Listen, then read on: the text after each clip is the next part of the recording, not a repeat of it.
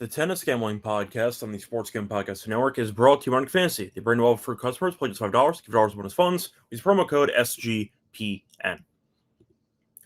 And welcome, everybody, to the Tennis Gambling Podcast here on the Sports Gambling Podcast Network. It is currently Wednesday morning, December 24th, around 11:30 a.m. Eastern. I'm always Scott Reichel, once again going solo for this pod. Already did the previews for Tokyo, so we went through the outright about a day ago. Now we finally have lines for Beijing. We're going to break down the Beijing event. We do have quarter odds for this event, so unlike Tokyo, we can go a bit more deeper into the bracket because we do have all the quarters available to us. So once again, hopefully we end up cashing some outrights for the show.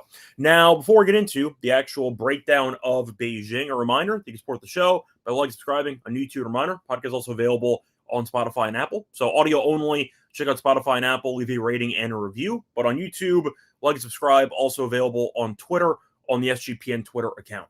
Plus, a reminder, you can check out the merch store for Tennis Game Podcast merch. We have sweatshirts, we have t-shirts, we have mugs. High quality, very affordable. Check it out. Think you'll like the selection that we have. Plus, a reminder, if you want all of the SGPN picks and podcasts in one easy location, check out the app that we have, the SGPN app in the App Store. Free to download, get access to all of our picks and podcasts, once again, on the SGPN app at the App Store.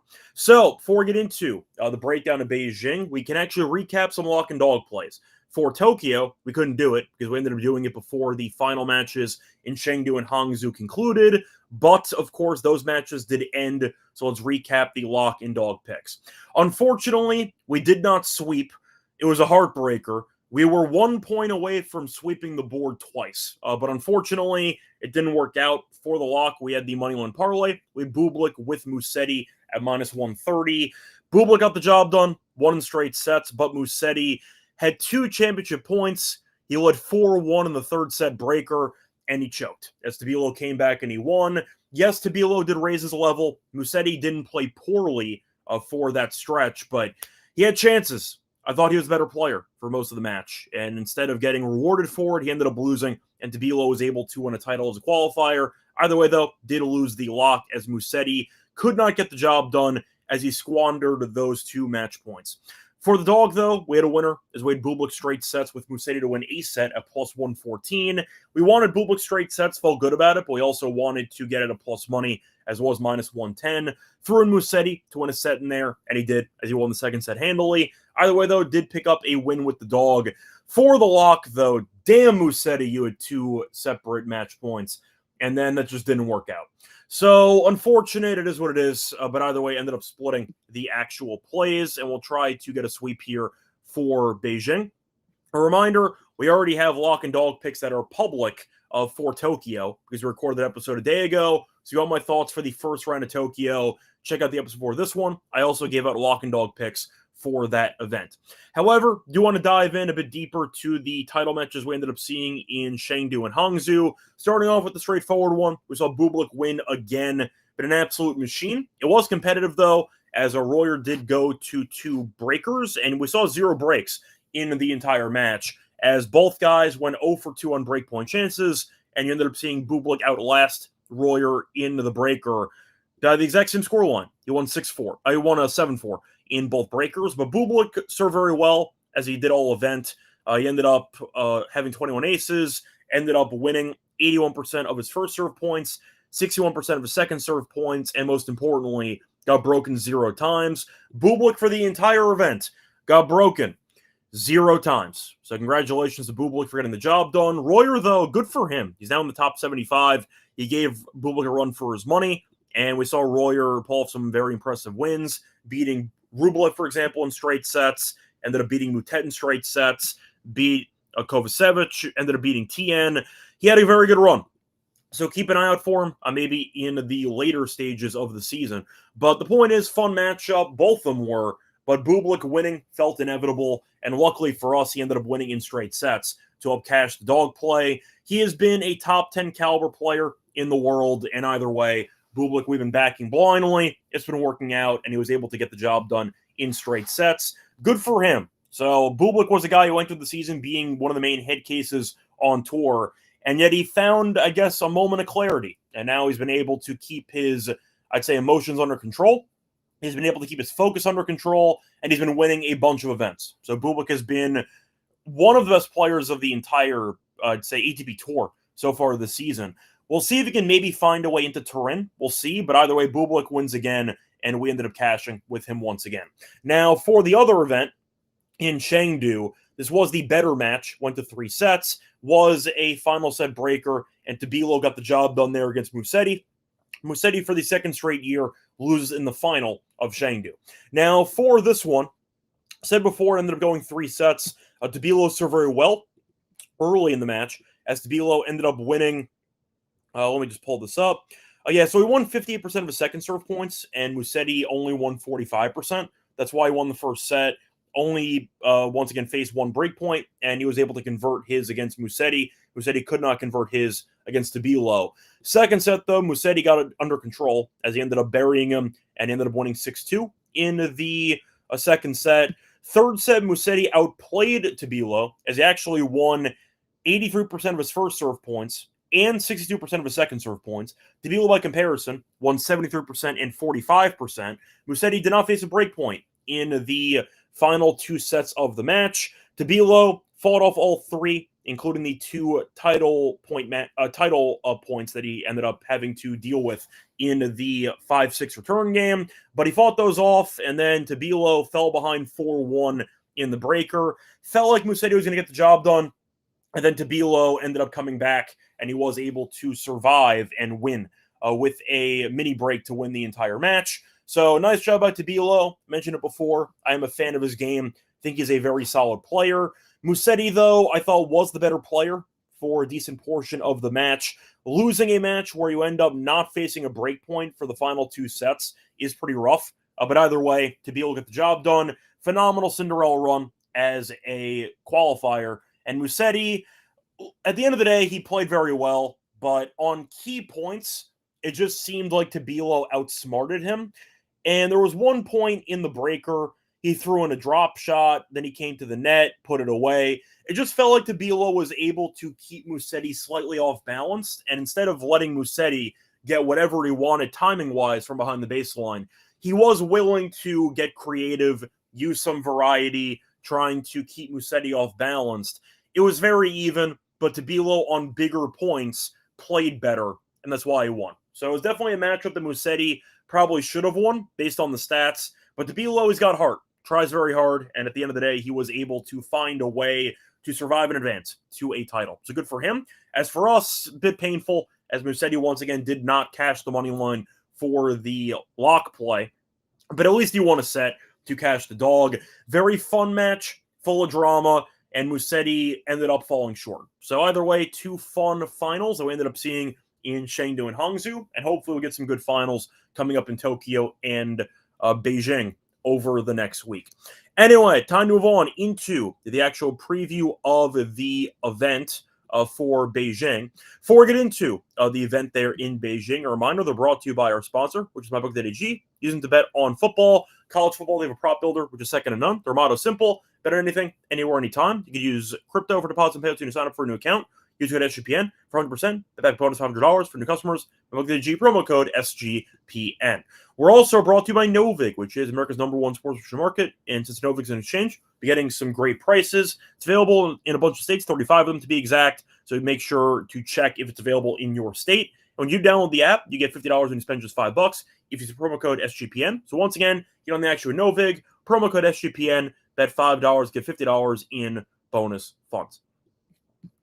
Welcome back, everyone, to the Tennis Game Podcast. Finished going through the recap of the finals in Chengdu and Hangzhou. Time to move on into the preview of Beijing. So, for this event, you're looking at the recent winners. You saw Alcaraz, who beat Sinner last year. Sinner beat Medvedev the year prior. You had a COVID gap, and then I believe Thiem ended up beating Tsitsipas the year before COVID. But the point is, we've seen a lot of high-end talent win this event. Not many Cinderellas make it to the final or win. So once again, if you want to go for chalk, historically speaking, it has been pretty effective as a future strategy for the event in itself. Now, looking at the actual, once again, odds so far, starting off with the quarters, since we have quarter odds. First quarter, you have Sinner, and he's around minus 600, give or take. You have Kashanov at 7-1. You have Ottman at 16-1. as he was able to outlast, I believe it was Dzanchulp in qualifying. Let me just quickly pull that up. But I believe it was, I think it was Dzanchulp. Yeah, he won 7-6, 7-6. So a nice job by him winning that match there. But either way, he is currently at 16 or 18 to 1. I see Morozin at 16 to 1. Bonzi 16 to 1. Chilich is at 35 to 1. His reward is playing Sinner in the first round. Mueller at 35 to 1 and Zhang at 40 to 1. Now, for this event, bit different in terms of formatting. We have no buys. So Sinner's playing in the first round. So keep that in mind. There are no immediate passes into the second round. Now, for the actual odds here, Sinner, of course, is the massive favorite to win the quarter, defending runner-up, and we know that he's a former champion. I'm not picking it against him at all, and I think that this actual quarter is pretty weak. Look, no offense to Ottman, and no offense to Morozin, etc., but you could argue Kashanov is maybe the only other guy who has a chance in this quarter, and I'm not taking him. Now, I'm not going to take Sinner at minus 550, but for the sake of the show, I got to at least talk about who we're going to pick to win the quarter, and I'm picking Sinner. That's it. I got nobody else I'm going to take. It's a waste of time taking anybody else. Sinner might lose to Alcaraz in events, but Alcaraz isn't here. So I think Sinner should win the quarter pretty handily. I think he'll look sharp, and I think that minus 550 honestly makes sense. I would not bet that straight, but I do think you're looking at who I'm picking for the quarter. It's going to be Sinner. Like, I'm not going to get creative here. Give me Sinner at minus 550. Not going to bet it, but that's my only choice for the first quarter. If you don't want to take that in the parlay, then pass. Just simply put. I see no value on anybody else to win the quarter. Moving on to a more open second quarter, the Demonauer quarter. He's plus 110 off a great showing in the Laver Cup. You have Mensik at 330. Not great in the Laver Cup, but he's still here nonetheless. Kaza is at 7-1 after having a nice win in qualifying, as he, I believe, advanced via retirement against Hallis last night. You have Kmanovic at 9-1. You have Echeverry at 10-1. Don't know if he's healthy. Last time we saw him, he got hurt against Moutet. Not sure if he's actually going to play in the event. I wouldn't take him to win the quarter anyway, because he's not a great hardcourt player. But injuries can play a factor. We'll see if Echeverry is even able to suit up for this event. You have Bu at 14-1, Shang at 14-1, and Goffin as the series a long shot here at 28-1. Now, for the actual quarter breakdown, I skipped it for Sinner because why bother? He'll be favored to beat everybody by a wide margin. Second quarter, though, you have Demonauer against Bu, then either Goffin or Echeverry if he actually stays in the event. So I like the path for Demonauer. I think you could argue Mensik is the main competition. Then again, Mensik has not been very good lately in terms of wins and losses. Demonauer, I think I have to take here at plus 110. Fatigue can play a factor for the Laver Cup. I'm aware of it, but I do think that his draw is quite nice, and I like the form that he's in, beating Zverev, for example, in the Laver Cup. Give me Demonauer at plus 110 as my first choice for the quarter, but since I do think Mensik is vulnerable, I am going to go for a longer shot for the bottom end of that quarter, who maybe could make a deep run. I'll go for it. Did lose to Nakashima in the last event, but of course he's in his home country of China. I'm going with Shang at 14-1. The issue is always durability with Shang, but I do think that his firepower could translate well to the courts here, and I do think that his path is not that bad. Does have Kaza in the first round. Could be tricky. He's a slight dog in that one. He's around plus 120, but Shang was once again a guy who we know can win ATP titles. We saw him win one last year in China as well, and I think the crowd support should be there for him. But Kaza was pretty fortunate that Hallis got injured and had to quit in qualifying. So Kaza got in. It might be a war, but I think Shang has some value. Kaza, though, being roughly half the price of Shang, when the money line prices are somewhat close to each other, I think is a bit unreasonable. Give me Shang as my long shot here at 14-1. Will he win the quarter? Probably not. But Mensik, I think, is vulnerable, and if Shang ends up making it to the quarters, maybe the crowd support and maybe his durability hold up for one event. Good enough. Give me Shang at 14-1 as my long shot for the second quarter. Moving on to the third quarter. This is going to be the Musetti quarter against Bublik. So you have two finalists, one champion from last week who are back in action. Rublev's at 4-1. You have Sorundolo at 750. Tien at 8-1. Caboli 9-1. Pericard's at 12-1. And Manarino is 14-1. So Musetti and Bublik were in very good form as they made the title matches over the past few days. But we know Musetti did really leave a lot on the court, or I should say he ended up leaving a title on the court because he probably should have won against Tabilo. Bublik, though, keeps rolling. So for the path, the question is, will fatigue play a factor for either guy? I think it would play a factor for Musetti more than Bublik, because Bublik we saw in the clay slate win a couple titles. He would play back-to-back weeks, and he was fine. So I think that he should be okay. Musetti, though, had a marathon against Tabilo. Now he's against Perricard in the first round. Think he should beat Perricard because he owns him in the head-to-head. In fact, Perricard barely forces breakpoints against Musetti because he can't rally or return to save his life. But he would face off against Bublik in the second round. I would take Bublik in that matchup. So I see no value on Musetti personally. I think he actually should not be the favorite in the quarter. I think it should be Bublik if I had the price of myself. Now, for the other end, Rublev's against Kaboli in the first round matchup, which is why Kaboli's odds are relatively long. If you want to go for an angle, maybe you could argue for TN or Cerundolo. You let Rublev and Kaboli kill each other. You face off against the winner in the second round. But I'm going to go pretty simple for this third quarter, going Bublik by himself at plus 275. He's been phenomenal. You've been able to trust him for the last couple months, and the fact is he got broken 0 times in an entire event in Hangzhou. His serve should play well here in Beijing. Good enough for me. Think he'll beat Manarino, and I do think that he's proven he can handle events back-to-back without any rest. We saw that in the clay slate. Think he'll look sharp here. Like the price at 275 for this one. Now, besides that, I see Manzi asking if Musetti could have an emotional letdown after the loss. I think he might. I mean, it felt like he had the match almost handed to him, and he ended up losing. So Musetti, will see if physically, I know he's had durability concerns over the years, or emotionally, he mentally checks out. Either or, I'm not picking him to win the quarter. So I'm skipping Musetti, partially for the reason you just mentioned or alluded to. But I also think Bublik would beat him in a matchup, and that would be a second-round match. So I like the draw here for Bublik. Think that he's proven that he's definitely worthy of blindly backing on hard court events, especially, even though he won on grass and he also won on clay this year. Bublik's been great, no matter what the surface is. So I'll take him at 275 as my only choice for the third quarter. Moving on to the final quarter. This is going to be a pretty interesting one because you have Zverev at plus 110. Medvedev at 3-1. You have Fokina at 4-1. Mutets at 9-1. Greek Sports at 12-1. You have Nori at 14-1. Sonego is 16-1, and Carabelli is around 80-1. So Zverev, last time we saw him, he was awful in the Laver Cup, punting the competition to Team World. Now, he seemed a bit injured in the event. At least people were kept claiming he was compromised, and the actual miles per hour on his serve was drastically down. I think it was down around 12 miles per hour. So the point is the matchup against Fritz was somewhat close, went to a breaker, but he did lose in straight sets to Fritz and to de Minaur, and it seems like he was injured.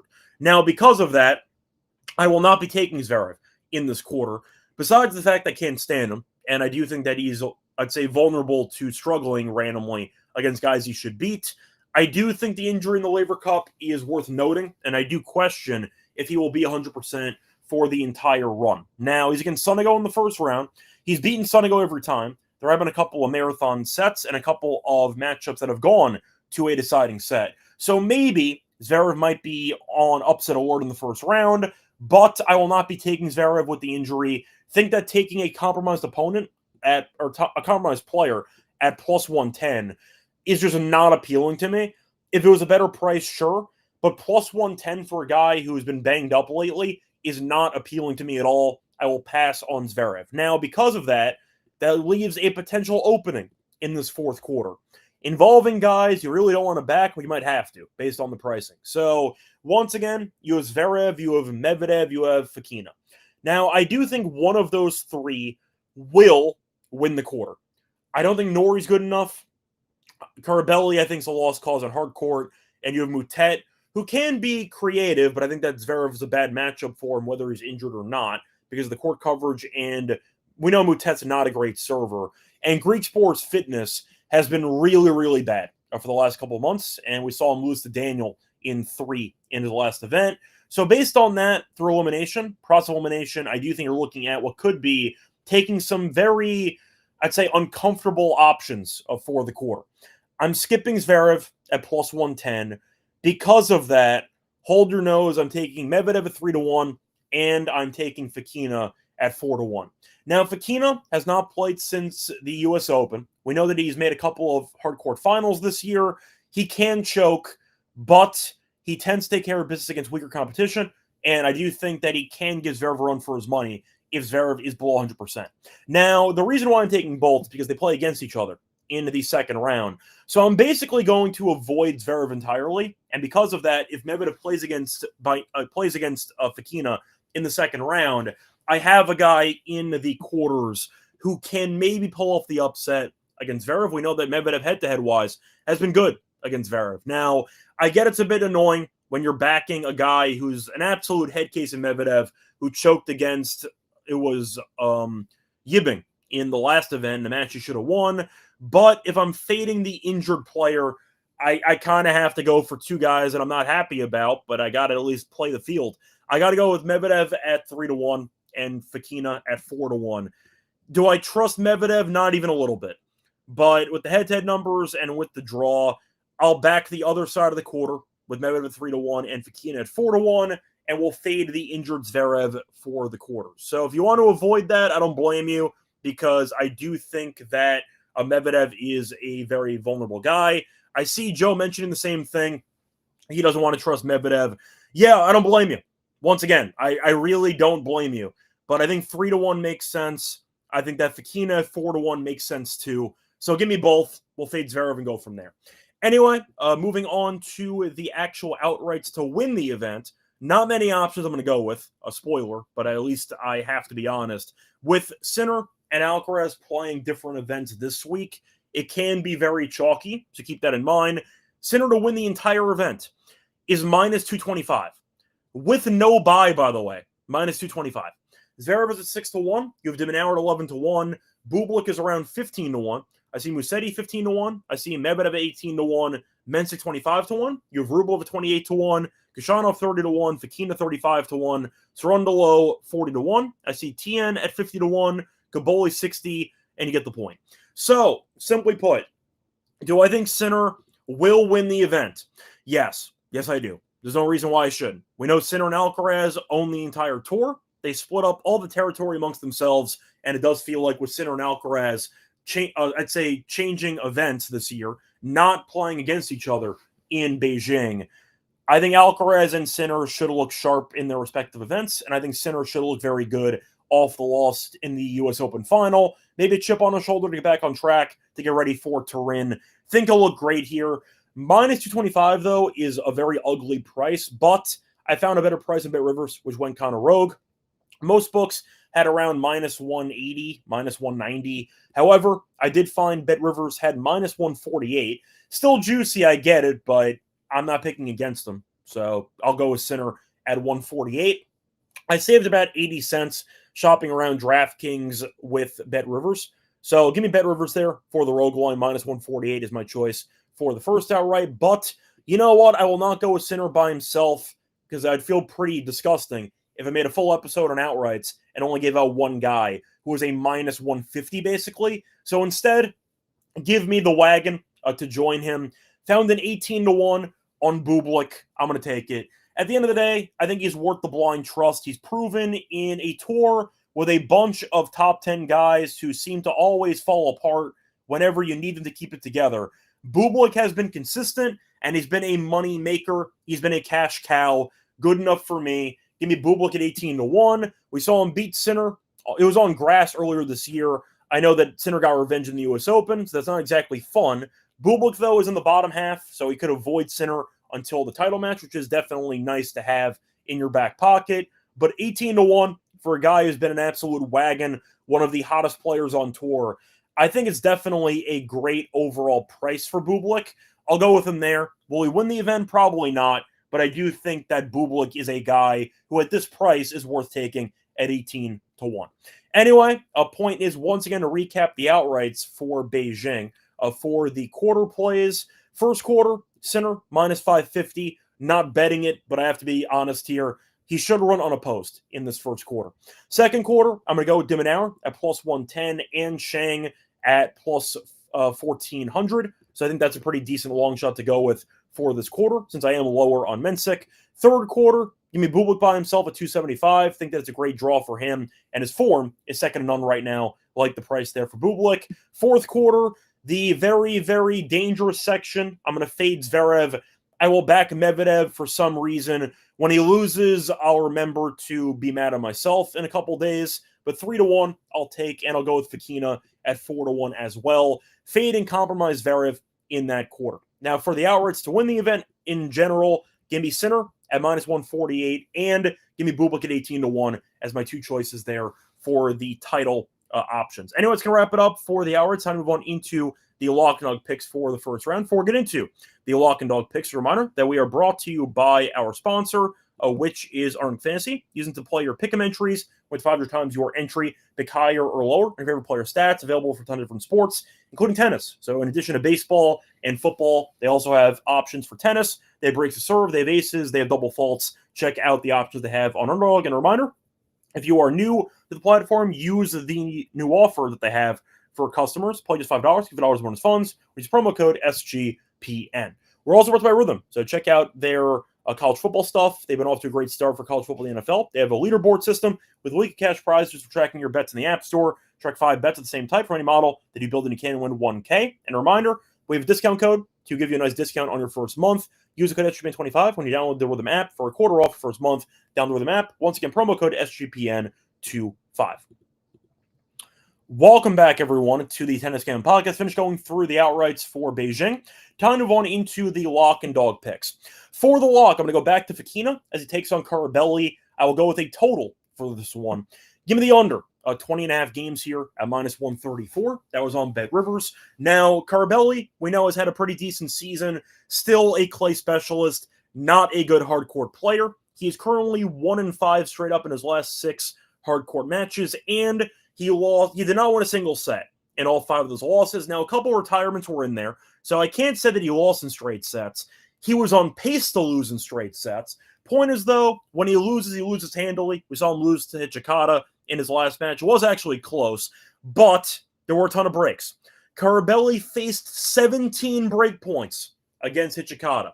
And we know that Fokina is a very, very good returner. I think that Carabelli is going to struggle to hold serve here. I think that Fokina should break it at least one time in each set, probably multiple times, and at least one set. But the total does feel kind of high to me for 20.5. I think Fokina, I know he hasn't played in a couple weeks since the U.S. Open. He might be a choker, but that's against good competition later on in events, not in the first round. I think it's a good spot for Fokina. I think that Carabelli is simply put outmatched here on hard court, and with his serve being a problem, allowing 17 break points to Hijikata in his last match, I see a good spot for Fokina to showcase the returning skills and to once again win comfortably. Might end up 6-4, 6-2 in this one. I see it being lopsided, though. Give me the under for the games. Think Fokina in straight sets is like -190, so it's juice for a reason. Not going to take it. Give me the under instead at 20.5 as my lock for the show. For the dog, I'm going to go back to the Musetti match, actually, against Perricard. Simply put, I'm going to go with the reliable for Perricard. First set over 10.5 games at +125. Now, Musetti might be exhausted. We'll see.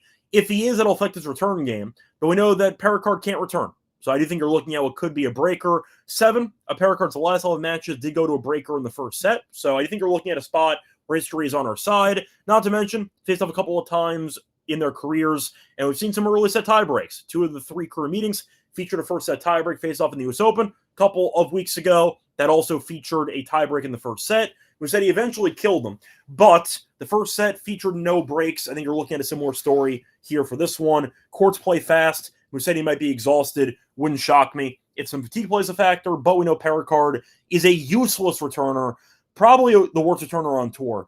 Worse than Opelka, probably. But the point is, you're looking at a guy who's a great server, doesn't actually return, and I think it's a good price. History, though, is on our side, as this prop is 7-4 in Perricard's last 11, and they faced off on hard court a couple weeks ago in the U.S. Open, and that did cash as well. Give me the Perricard first set over 10.5 games at +125 is my dog for the show. So once again, the lock and dog picks of the first round in Beijing. Lock's going to be on the Fokina match, under 20.5 games at -134. For the dog, I'm going to go with Musetti and Perricard first set over 10.5 games at plus 25. Now, for the next episode, we'll see what the actual schedule is because Tokyo does start a day before Beijing. So we'll see if we can group the quarters together or if we have to go separate. But the point is there will be an episode for the quarters for Tokyo. So keep that in mind. Till next time, I'm on Twitter as Radio. Good luck to all of you and all.